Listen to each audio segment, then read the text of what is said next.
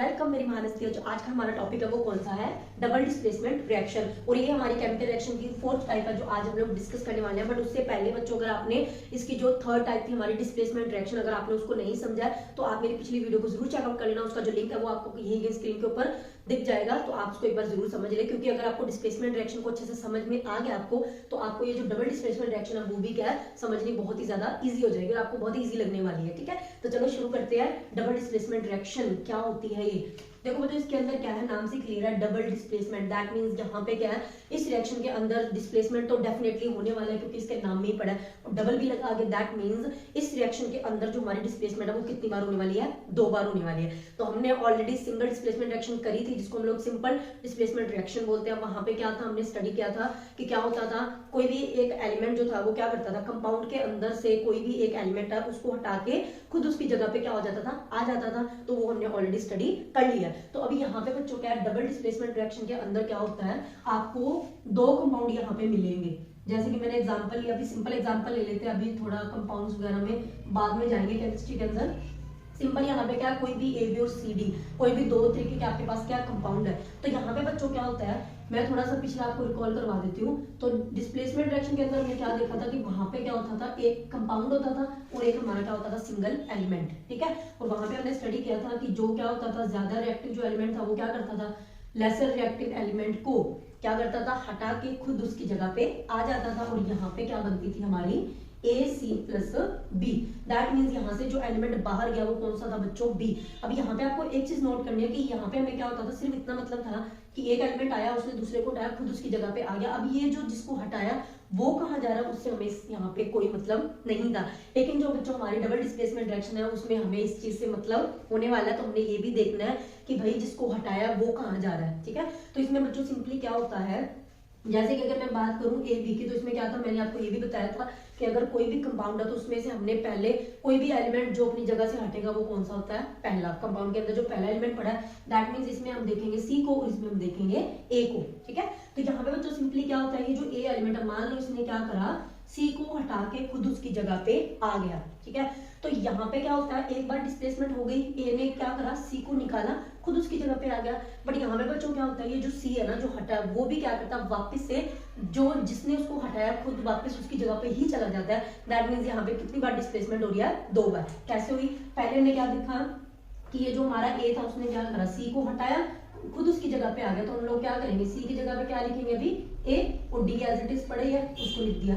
ठीक है बच्चों, बट यहाँ पे क्या था, जैसे यहाँ पे था बी वाला, जो बी था वो निकल गया, वो अकेला बैठा, उससे में कोई मतलब नहीं था। बट यहाँ पे ये चुपचाप नहीं बैठने वाला है, ये भी अपना रिवेंज लेगा, बदला लेने वाला है। ये क्या करेगा, वापस उसी की जगह उसी, तो ये क्या करेगा बच्चों, वापस उसी की जगह पे चला जाएगा जिसने इसको क्या करा है, हटाया है, जिसने इसको धक्का मारा है। तो अब हम बर्दाश्त नहीं करेंगे।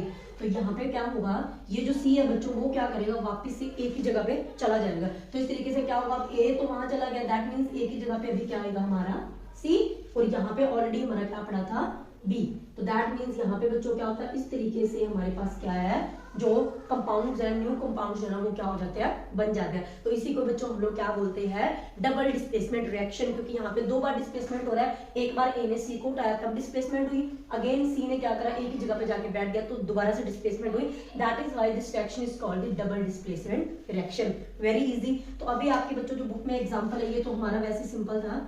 बुक के अंदर बच्चों जो हमारी एग्जांपल दी हुई है, जो एक्टिविटी भी है हमारी, वो हम लोग डिस्कस कर लेते हैं। वहां पे क्या है हमारे पास, हमें दिया हुआ है sodium sulphate Na2SO4 plus barium chloride. ठीक है बच्चों, तो यहाँ पे हमें क्या है, सोडियम सल्फेट और बैरियम क्लोराइड की हमने क्या करवानी है, रिएक्शन करवानी है। तो मैं नीचे नेम लिख दे रही हूँ, सोडियम सल्फेट, और ये हमारा क्या है, बैरियम क्लोराइड। ठीक है बच्चों, तो यहाँ पे क्या, इस तरीके से हमने नाम लिख दिए इनके। अगेन यहाँ पे क्या होगा, जैसे मैंने अभी आपको बताया, ये क्या होगा, जो Na है वो क्या हो रहा है बच्चों, Ba की जगह पे जा रहा है। तो दैट मींस हम लोग Ba की जगह पे क्या लिखेंगे, Na, और Cl जो हमारा वो हमने एज इट इज लिख दिया। ठीक है, उसके बाद क्या होगा, जो Ba है वो क्या करेगा, बैरियम जो वो क्या करेगा, सोडियम की जगह पे चला जाएगा। तो यहाँ पे क्या होगा, Ba, और साथ में क्या होगा, SO4। तो इस तरीके से बच्चों हमारे पास क्या, जो नए कंपाउंड है वो क्या हो जाएंगे, बन जाएंगे। और इसमें बच्चों हमारे पास क्या है, ये जो एग्जांपल है वो किसकी हुई, फिर डबल डिस्प्लेसमेंट रिएक्शन की एग्जांपल हुई। क्यों, क्योंकि यहाँ पे क्या है, एक बार सोडियम बैरियम की जगह पे गया तो एक बार डिस्प्लेसमेंट हो गया, अगेन बैरियम जो है वो सोडियम की जगह पे गया, दूसरी बार डिस्प्लेसमेंट हो गया, that is why this is an example of double displacement reaction. तो यहाँ पे बच्चों क्या है, इसके ऑब्जर्वेशन कई बार पूछ लेते हैं कि जो हमने रिएक्शन करवा दी इतना हमें पता चल गया कि डबल डिस्प्लेसमेंट रिएक्शन है, बट इसके ऑब्जर्वेशन पूछते हैं। ऑब्जर्वेशन मींस आपने बताना है कि इस रिएक्शन में एक्चुअली क्या हुआ, क्या चीज बनी और उसके क्या कुछ फीचर्स थे, वो वाली चीज हमें बतानी है। तो यहाँ पे क्या बच्चों, जो NaCl है ये क्या होता है, एक्वस है, दैट मींस ये क्या है, सॉल्युबल होता है सॉल्यूशन के अंदर, ये क्या है, सॉल्यूशन के अंदर मिक्स हो जाता है। बट यहाँ पे बच्चों क्या है, ये जो बैरियम सल्फेट है ना, ये क्या है, इनसॉल्युबल होता है, और ये क्या होता है, व्हाइट प्रेसिपिटेट्स होते हैं, ये व्हाइट प्रेसिपिटेट,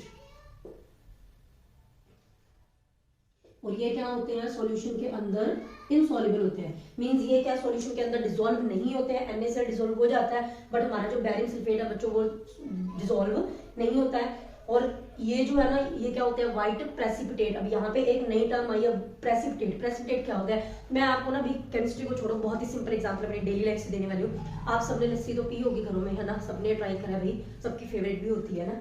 तो आपने क्या देखा बच्चों, जब लस्सी को हम लोग क्या करते हैं, छानने से पहले, इसको फिल्टर करने से पहले, आपको पता है कि लस्सी के अंदर व्हाइट व्हाइट कलर के ऐसे कुछ पार्टिकल्स होते हैं जो कि क्या है, उसमें डिसॉल्व नहीं होते हैं। तो उसी तरीके से आप समझ सकते हो कि सॉल्यूशन के अंदर जब कोई ऐसी चीज जो उसके अंदर डिसॉल्व नहीं होती है, उसको हम लोग क्या बोलते हैं, प्रेसिपिटेट। तो अब आपको एग्जांपल इजीली याद रहेगी, मैंने आपको इजी एग्जांपल से समझा दिया कि प्रेसिपिटेट एक्चुअली में होते क्या है, और ये क्या होता है, थोड़े से उनका जो वेट होता है, इसीलिए क्या होता है, ये थोड़े टाइम के बाद क्या होता है, अगर आपने बीकर के अंदर कोई सॉल्यूशन है, थोड़े टाइम के बाद ये क्या होता है, नीचे जाके सेटल डाउन हो जाते हैं, उनको हम लोग क्या बोलते हैं, प्रेसिपिटेट। ठीक है, अब एक चीज मैं आपको और बता दूं जनरल इन्फॉर्मेशन के लिए बच्चों, कि यहाँ पे क्या होता है, अगर कोई भी प्रेसिपिटेट बनता है ना, तो उसके साथ अगर हम लोग एरो इस तरीके से डाउनवर्ड डायरेक्शन में अगर हम लोग एरो को लगा दे, तो दैट मीन्स यहाँ पे हम लोग नहीं भी लिखेंगे ना प्रेसिपिटेट, तो भी अपने आप ही क्लियर हो जाएगा कि BaSO4 हमारा क्या है, प्रेसिपिटेट। तो ये हमारे सिंपल थोड़े से सिंबल्स है, तो ये हमारे तो ये बच्चों हमारे क्या सिंपली सिंबल्स है। तो आपको याद रखना है कि अगर इस तरीके से एरो नीचे की तरफ आती है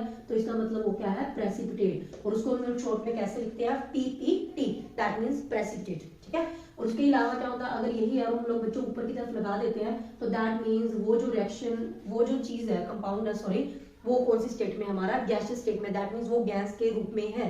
ठीक है, तो इस चीज का आपने जरूर ध्यान में रखना है। तो कई बार क्या होता है, नीचे ये नहीं लिखेंगे व्हाइट प्रेसिपिटेट, सिंपल लिख देंगे BaSO4, और साथ में एरो क्या डाउनवर्ड डायरेक्शन में लगी होगी, तो आपको समझ रखना है कि वो क्या है, हमारे प्रेसिपिटेट। ठीक है बच्चों, तो ये इसकी ऑब्जर्वेशन है कि यहाँ पे हमारे पास क्या होता है, दो चीजें बनती हैं, sodium chloride NaCl and barium sulphate. And barium sulphate क्या होता है, व्हाइट प्रेसिपिटेट है, जो कि क्या है, सॉल्यूशन के अंदर इनसॉल्युबल है। ठीक है, तो इसीलिए बच्चों इस रिएक्शन के अंदर क्या, कोई भी रिएक्शन जिसके अंदर प्रेसिपिटेट्स बनते हैं उसको हम लोग और कौन से नाम से बुला सकते हैं, प्रेसिपिटेशन रिएक्शन। क्योंकि कोई भी रिएक्शन जिसके अंदर प्रेसिपिटेट फॉर्म हो रहे हैं उसको हम लोग क्या बोल सकते हैं, प्रेसिपिटेशन रिएक्शन भी बोल सकते हैं। तो इसीलिए हमारी जो ये वाली एग्जांपल है वो किसकी एग्जांपल है, प्रेसिपिटेशन रिएक्शन की भी एग्जांपल है। डबल डिस्प्लेसमेंट तो ये है ही, साथ में ये कौन सी होगी, हमारी प्रेसिपिटेशन रिएक्शन। तो चलो जल्दी से पहले इसकी डेफिनेशन लिख लेते हैं कि डबल डिस्प्लेसमेंट रिएक्शन की डेफिनेशन आखिर बनी क्या।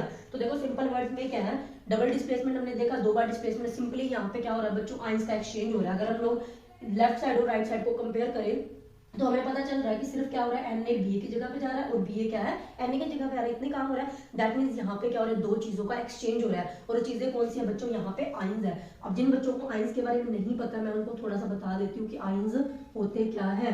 जैसे कि बच्चों मैंने आपके सामने कंपाउंड लिखा NaCl, तो यहाँ पे क्या होता है, जब हम लोग इसको क्या करते हैं, ये जब ये टूटता है ना, तो यहाँ पे क्या है, एक के ऊपर प्लस का निशान आता है, एक पे क्या आता है, माइनस का आता है। मींस एक इलेक्ट्रॉन क्या लूज कर देता है, एक इलेक्ट्रॉन को गेन कर लेता है। उसी चीज को जब ये अलग अलग ऐसे होते हैं ना बच्चों, जब किसी भी एलिमेंट के ऊपर चार्जेस आ जाए तो उसी को हम लोग क्या बोलते हैं, आयंस।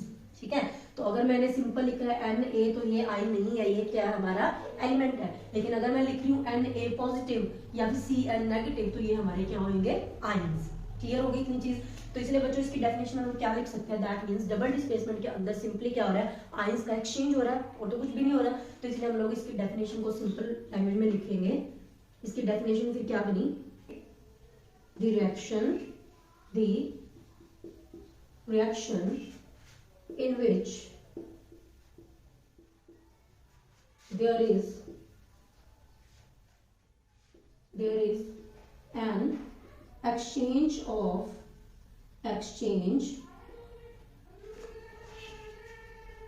ions between reactants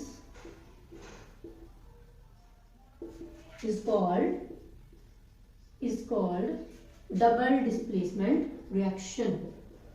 ठीक है बच्चों, तो इसकी बहुत ही इजी इसकी डेफिनेशन है, तो आपको समझ में आ गई होगी इसको हम लोग क्या बोलते हैं, डबल डिस्प्लेसमेंट रिएक्शन।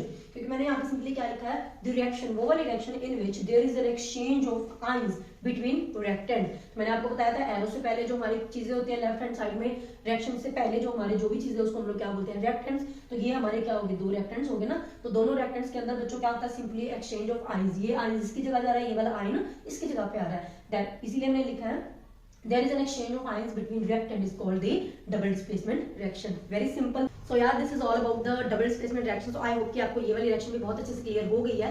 So मिलते हैं नेक्स्ट वीडियो के अंदर, till then take care, bye bye.